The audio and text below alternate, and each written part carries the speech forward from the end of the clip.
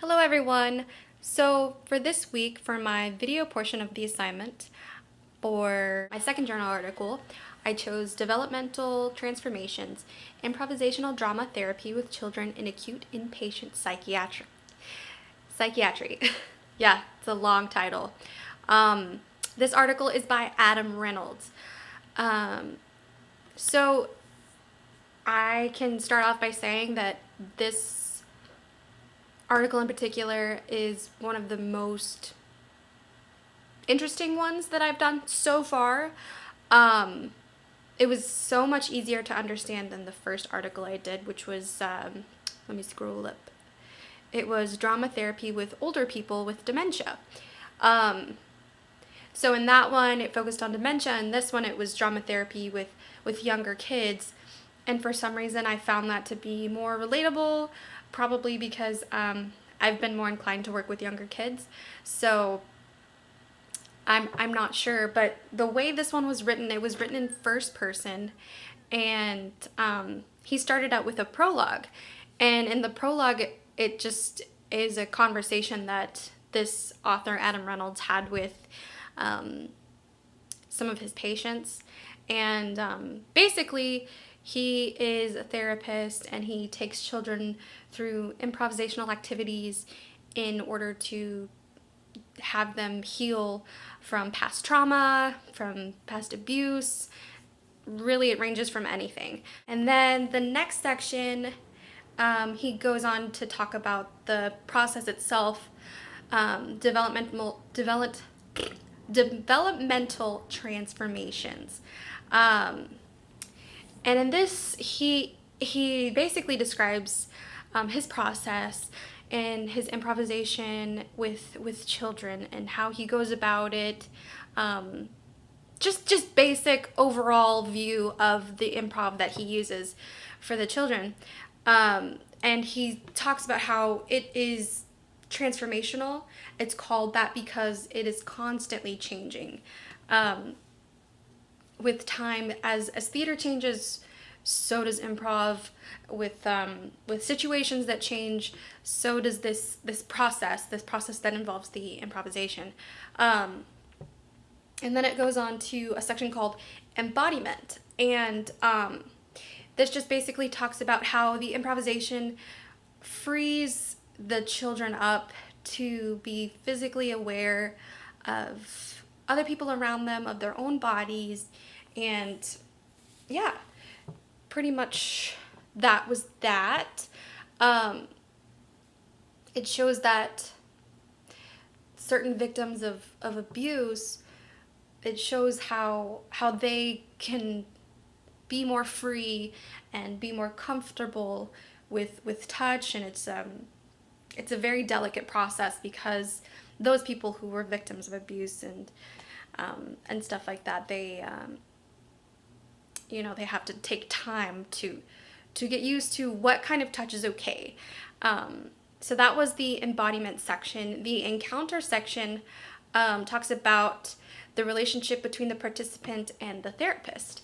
So this was an important one because the children and the therapist, they have to develop this relationship, and it's a very delicate process as well, because the child has to trust the therapist has to trust the child, but the relationship has to be kind of like an open door. It has to be able to grow. It has to be able to be a good relationship, a bad relationship, a relationship of authority. It has to have everything in one. And so that can be a difficult thing in and of itself, but it's all about using that the improvisation in order to do that. And then the next one is called play space. And play space is it's not really talking about the physical play space. It's more so about it being a safe environment in order to play these improv activities per se. So I'm just gonna read off exactly, there's 3 reasons, there's 3 ways that qualify good play space. The first is that the play must be mutual. Both parties are more in a group, must be mutually engaged in activity and recognize it as play. So they have to know that this is an activity, it's not real life. That's that. And then the second one says the play must be discrepant. It must differ from real life in some clear way. Kind of goes on with the first one. And then the last, it says those within the play must refrain from harm. Basically, they have to judge each situation as it comes. Is this going to be harmful for the kid? Is it not going to be, etc. So the next section talks about an actual situation that the author had with a certain group of kids, and it was interesting. It was called Married Dogs, Dog Married, I think, and it was just really cool because it was an in-depth transcript of the whole situation and the whole activity, and obviously names were changed to keep them private, but it was really cool to be able to see the exact process of it being put into play.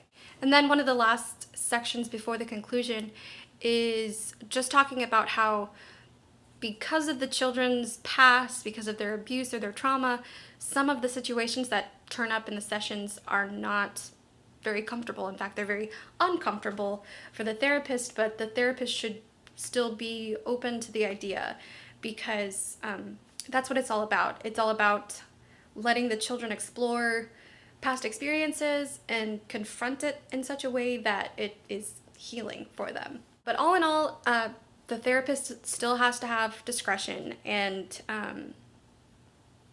some activities, they can go too far. They can sometimes be harmful, and if that ever happens, they just say they have to stop it. But it's all with improvisation, so it's all kind of ongoing and like a free environment.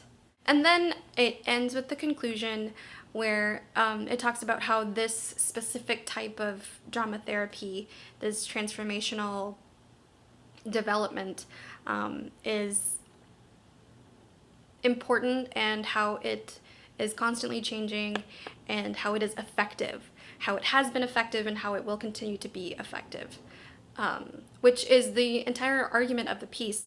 So with that being said, I really felt that the organization was great.